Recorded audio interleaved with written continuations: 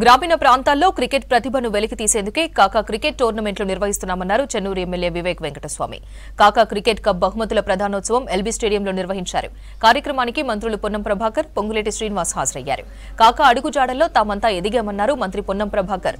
ఇలాంటి మహానేత జ్ఞాపకార్థం నిర్వహించిన క్రికెట్ టోర్నమెంట్ బహుమతుల ప్రధానోత్సవంలో పాల్గొనడం సంతోషమన్నారు మంత్రులు.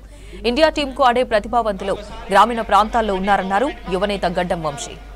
మెమోరియల్ గా పెద్దపల్లి పార్లమెంట్ నియోజకవర్గ cricket tournament T20 final match ఇక్కడ ఎల్బీ స్టేడియంలో భవిష్యత్తుగా నిర్వహించినటువంటి ఈ మ్యాచెస్ కి ముఖ్య అతిథులుగా విచ్చేసినటువంటి తెలంగాణ 20 రోజుల పాటు ఉత్సాహంగా జరిగిన మ్యాచ్ల్లో 45 జట్లు పాల్గొన్నాయి.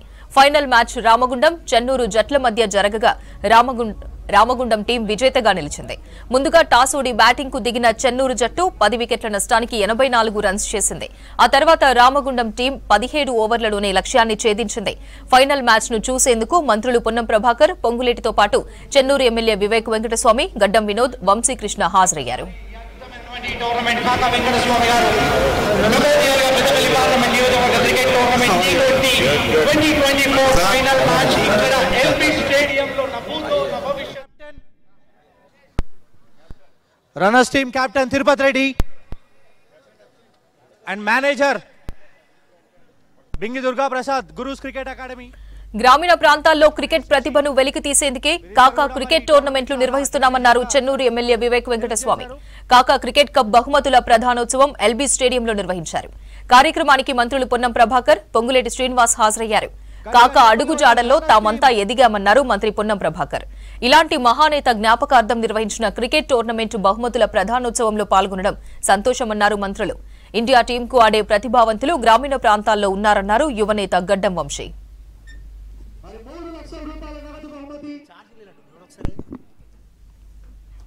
20 రోజుల పాటు ఉత్సాహంగా జరిగిన మ్యాచ్ల్లో 45 జట్లు పాల్గొన్నాయి. ఫైనల్ మ్యాచ్ రామగుండం, చెన్నూరు జట్ల మధ్య జరగగా రామగుండం టీం విజేతగా నిలిచింది. ముందుగా టాస్ ఓడి బ్యాటింగ్ కు దిగిన చెన్నూరు జట్టు 10 వికెట్ల నష్టానికి 84 రన్స్ చేసింది. ఆ తర్వాత రామగుండం టీం 17 ఓవర్లలోనే లక్ష్యాన్ని ఛేదించింది. ఫైనల్ మ్యాచ్ ను చూసేందుకు మంత్రులు పొన్నం ప్రభాకర్, పొంగులేటితో పాటు చెన్నూరు ఎమ్మెల్యే వివేక్ వెంకటస్వామి, గడ్డం వినోద్, వంశీకృష్ణ హాజరయ్యారు. ఎవరెన్ని ఒత్తిడి పెట్టినా చాకచక్యంగా, తెలివిగా, వ్యూహాత్మకంగా, సీమాంధ్రుల ఎత్తుగడల కంటే ఎక్కువ కూడా వ్యూహాత్మకంగా తెలంగాణ సాధనలో క్రియాశీలకంగా పనిచేసినటువంటి డాక్టర్ వివేకన్న గారు, వారు కూడా ఎప్పుడు కూడా కాకా వారసత్వంలో ఆ లెగసీలో కార్యక్రమాలు కావచ్చు, అనేకమైనటువంటి పేద వర్గాలకు న్యాయం చేయాలి. అటు పారిశ్రామికవేత్తగా, ఇటు రాజకీయవేత్తగా, ఇటు ఒక సామాజిక కార్యకర్త కూడా ఎప్పుడు వారు అందుబాటులో ఉన్నది. ఇవాళ పార్లమెంటు స్థాయి యొక్క క్రీడా పోటీలను నిర్వహించి, మరి ఈరోజు చివరి మ్యాచ్ హైదరాబాద్లో నిర్వహించి గొప్పగా మేము ఎక్కడికి వెళ్ళినా చెప్తాం గర్వంగా, రాజకీయాల్లో క్షేత్ర స్థాయి నుంచి ఒక మామూలు వ్యవసాయ కుటుంబం నుంచి ఇక్కడ ఇస్తున్నామంటే పెద్దలు వెంకటస్వామి గారు కావచ్చు, చొక్కారావు గారు కావచ్చు, సత్యనారాయణరావు గారు, మా జిల్లా ఉద్దండులైన వీళ్ళ దగ్గర రాజకీయం నేర్చుకున్నాం, మాకు రాజకీయం నేర్పినరు. కాబట్టి ఇలా అటువంటి పెద్ద మనిషి యొక్క పేరు మీద జరిగిన టోర్నమెంట్ ప్రైజ్ డిస్ట్రిబ్యూషన్లో పాల్గొనే అవకాశం దొరికింది. సంతోషపడుతూ మరి వంశీ గారికి ధన్యవాదాలు. పెద్దపల్లి పార్లమెంటు నియోజకవర్గ పరిధిలోని 7 నియోజకవర్గాల్లో, అసెంబ్లీ నియోజకవర్గాల్లోని అన్ని మండలాల్లో మండల స్థాయిలో ఈ క్రికెట్ పోటీలను పెట్టడమే కాకుండా మళ్ళీ ఈ మండల స్థాయి టీము నుంచి నియోజకవర్గ స్థాయి, అసెంబ్లీ నియోజకవర్గ స్థాయి, ఈ అసెంబ్లీ నియోజకవర్గ స్థాయిలోని 7 నియోజకవర్గాల నుంచి పార్లమెంటు స్థాయిలో ఒక అద్భుతమైన ఆలోచనతో ఒక మంచి కార్యక్రమాన్ని ఏర్పాటు చేసి క్రికెట్ని ఈ గడ్డం వంశానికి ఎంత ప్రేమ బాండింగ్ ఉందో ఆనాడు కాకా గారికి కానీ, ఆ తర్వాత వినోద్ అన్నకు కానీ, వివేక్ అన్నకు కానీ, ఇప్పుడు వంశీకృష్ణ అన్నకు కానీ, తమ్ముడికి కానీ ఎంత ప్రేమ అభిమానం, ఈ బాండింగు, ఈ ఫెవికాల్ బంధం ఉందో చాలా స్పష్టంగా ఇక్కడ నాకు కనిపిస్తుంది. ఈ క్రికెట్ మీద కాకా గారికి ఉన్న ప్రేమ అభిమానం, వారి తండ్రి గారి నుంచి కొడుకులకు వచ్చిన ఈ ప్రేమ అభిమానం, వీరి నుంచి కాకా గారి మనమడకు వచ్చిన బంధం చాలా స్పష్టంగా యావత్ తెలంగాణ ప్రజలకు తెలియంది కాదు. ఈనాడు మీ అందరి ప్రేమ అభిమానంతో ఇందిరమ్మ రాజ్యం వచ్చిన తర్వాత యువతని ప్రోత్సహించే దాంట్లో పాటుగా ఏదైతే క్రీడలను ప్రోత్సహిస్తూ యువతకి ఎన్నికల్లో ఒక వాగ్దానం ఇచ్చింది. ఇందిరమ్మ రాజ్యం వచ్చిన తర్వాత మొదటి సంవత్సరంలోనే 2 లక్షల ఉద్యోగాలు ఇస్తామని చెప్పి ఇందిరమ్మ రాజ్యంలో 90 రోజులు కూడా కాకముందే సుమారు 32,000 ఉద్యోగాలు ఇచ్చిన ఘనత మీ ప్రభుత్వం, ఇందిరమ్మ ప్రభుత్వానిది. ఎప్పుడా అని తెలంగాణలోని అనేక మంది సామాన్య కుటుంబీకులు ఇందిరమ్మ ఇళ్లు ఎప్పుడు ఇస్తారని ఎదురు చూస్తున్నారో రేపు పెద్దలు రేవంత్ రెడ్డి గారి చేతుల మీదుగా 11వ తారీఖు నాడు భద్రాద్రి సమక్షంలో భద్రాచలంలో లాంచ్ చేయబోతుంది ఇందిరమ్మ ఇళ్ల పథకాన్ని. మేము చిన్న ఉన్నప్పుడు ఫాదర్ ఇక్కడ ఫతేమదాన్ క్లబ్ మెంబర్ ఉండే, మాకు ఇక్కడ తీసుకొచ్చేవారు. ఇక్కడికి వచ్చి ఇక్కడ బ్యాట్ బాల్, మా అంకుల్ ఇక్కడ గ్రౌండ్స్మెన్ ఉండే, ఇన్ఛార్జ్, స్టేడియం ఇన్ఛార్జ్ ఉండే. అయితే వారు బ్యాట్ బాల్ ఇచ్చి మాకు క్రికెట్ ఇక్కడ ఆడిపించేవారు.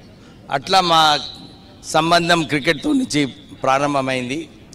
తర్వాత నేను వంశీ చెప్పినట్టు నేను స్కూల్ టీంలో ఆడినాను, Osmania medical college cricket team captain అయినాను. I was the lead scorer in the leagues in cricket in Hyderabad cricket association లీగ్స్లో. తర్వాత మా ఫాదర్కి ఒక ఆలోచన ఉండే, మన స్టేడియం ఉండాలి, మన తెలంగాణలో హైదరాబాద్లో ఒక స్టేడియం ఉండాలన్నప్పుడు హెచ్సిఏకి స్పాన్సర్షిప్స్ ఎవరు ముందుకు రాలేదు. అప్పుడు నాకు ఆదేశాలు ఇచ్చి ఏది చేస్తావో చెయ్యి కానీ నువ్వు స్పాన్సర్షిప్ చేయాలి అని చెప్పి నాకు ఆదేశాలు ఇచ్చారు. వారి ఆదేశాల ప్రకారంగానే మేము హైదరాబాద్ రాజీవ్ గాంధీ క్రికెట్ స్టేడియంని స్పాన్సర్ చేయడం జరిగింది. దాని తర్వాతనే ఇతర స్పాన్సర్స్ వచ్చి ఆ స్టేడియం పూర్తిగా కావడం జరిగింది. తర్వాత మా ఫాదరు అప్పుడు వినోద్ గారు హైదరాబాద్ క్రికెట్ అసోసియేషన్ ప్రెసిడెంట్ ఉండే, వరల్డ్ కప్ హైదరాబాద్ తీసుకొచ్చేసింది. కానీ చిదంబరం గారు ట్యాక్స్ ఎగ్జామ్షన్ ఇవ్వనన్నాడు స్పోర్ట్స్ బాడీస్కి. అప్పుడు ఫాదర్ మన్మోహన్ సింగ్ గారితో మాట్లాడి ఇంటర్నేషనల్ క్రికెట్ అసోసియేషన్కి మీరు ట్యాక్స్ ఎగ్జామ్షన్ ఇవ్వాలని చెప్పి 1995లో ట్యాక్స్ ఎగ్జామ్షన్ 1 వీక్లో మన్మోహన్ సింగ్ గారితో మాట్లాడి ట్యాక్స్ ఎగ్జామ్షన్ ఇప్పించి వరల్డ్ కప్ ఇండియాలో కండక్ట్ చేసేలాగా వెంకటస్వామి గారు కృషి చేయడం జరిగింది. అంటే వారు ఎప్పుడు కూడా క్రికెట్ అన్ని ఫీల్డ్స్లో వారు ఇంట్రెస్ట్ తీసుకున్నప్పటికీ కూడా క్రికెట్లో ప్రత్యేకమైన ఇంట్రెస్ట్ ఉండేది. అయితే నేను హైదరాబాద్ క్రికెట్ అసోసియేషన్ ప్రెసిడెంట్ అయినప్పుడు ఫస్ట్ టైం రూరల్ తెలంగాణలో అప్పుడు అన్ని 10 డిస్ట్రిక్ట్స్లలో ఇంటర్ డిస్ట్రిక్ట్ టోర్నమెంట్ పెట్టడం జరిగింది. మొత్తము ఆ రోజులలో అందరూ ఊహించలేదు, అందరూ అనుకున్న హైదరాబాద్ టీం ఈజీగా గెలుస్తుందని. కానీ రూరల్ డిస్ట్రిక్ట్స్లో ఎక్కువ టాలెంట్ ఆ రోజులలో చూపించడం, ఆదిలాబాద్ డిస్ట్రిక్ట్ నంబర్ 1 వాళ్ళు విన్నర్ అయినారు ఆ టోర్నమెంట్లో. ఆ టోర్నమెంట్ తర్వాత నేను హైదరాబాద్ క్రికెట్ అసోసియేషన్ మేము స్పాన్సర్షిప్ చేసినామని నాకు డిస్క్వాలిఫై చేసినారు అక్కడ హైదరాబాద్ క్రికెట్ అసోసియేషన్ ప్రెసిడెంట్గా. దాని తర్వాత ఇప్పటివరకు ఇక్కడ రూరల్ టోర్నమెంట్ కాలేదు. అంటే ఈ వెంకటస్వామి కప్ కూడా అదే ఆలోచనతోని ఈ కప్ పెట్టి మారుమూరు ప్రాంతాలలో కూడా క్రికెటర్స్కి ఒక అవకాశం కల్పించాలని చెప్పి ఈ క్రికెట్ టోర్నమెంట్ పెట్టడం జరిగింది. చాలా చోట్ల కూడా టర్ఫ్ వికెట్స్ చేసేది ఉంది. ఇద్దరు ఉన్నారు మంత్రివర్యులు, ఖమ్మంలో మీరు, కరీంనగర్లో ప్రభాకర్ గారు, ఇద్దరు కూడా టర్ఫ్ వికెట్స్ మీ ప్రాంతాలలో చేసుకుంటే క్రికెటర్స్కి చాలా లాభం పొందుతుంది. కాకా క్రికెట్ కప్ గురించి గత నెల రోజులుగా చేస్తున్న ప్రయత్నాలకు ఈరోజు మన ఫైనల్స్ రామగుండం వర్సెస్ చెన్నూరు జరుపుకోవడం చాలా ఆనందంగా ఉంది. నేను ఎక్కువ సమయం తీసుకున్నాను ఎందుకంటే పెద్దలు మళ్ళా సెక్రటేరియట్ వెళ్ళే సమయం ఉంది. కాబట్టి కాకా టోర్నమెంట్ గురించి కొన్ని మాటలు చెప్పి ముగిస్తాను. కాకా వెంకటస్వామి గారు కానివ్వండి, వివేక్ గారు కానివ్వండి, వినోద్ గారు కానివ్వండి, క్రికెట్ తోటి ఎన్నో సంవత్సరాలుగా అనుబంధం ఉంది.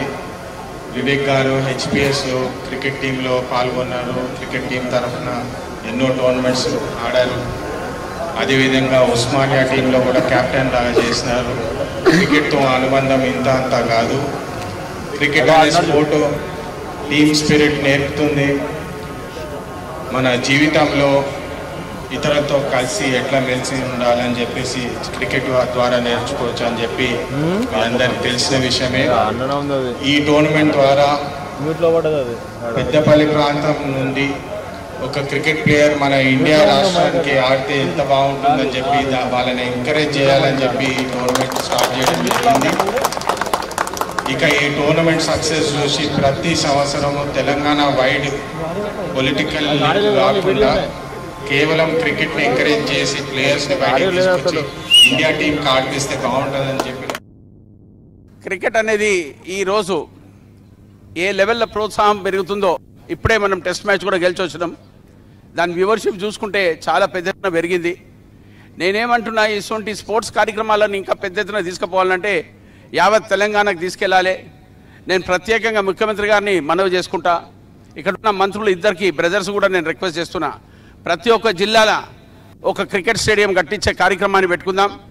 మన తెలంగాణకు తీసిన యోద్ధ పోరాటులకు వాళ్ళందరి పేరు మీద ఒక్కొక్క స్టేడియం గిట్ట మనం ఒక్కొక్క ఏరియాలకు మనం గిట్ట కట్టిస్తే యూత్కి చాలా పెద్ద ఎత్తున సపోర్ట్ అవుతుంది. నేను ప్రత్యేకంగా మంత్రి పదవులకు ఇద్దరికి రిక్వెస్ట్ చేస్తున్నా. మా రేవంత్ బ్రదర్కి కూడా మాకు చెప్పాలి అవసరం ఉన్నది. మాదా ఆదిలాబాద్, నిజామాబాద్, కరీంనగర్ ఇవన్నీ ఏరియాస్లో చూసుకుంటే ఒక స్టేడియం కట్టాలనే ఒక కార్యక్రమాలు ఉండే.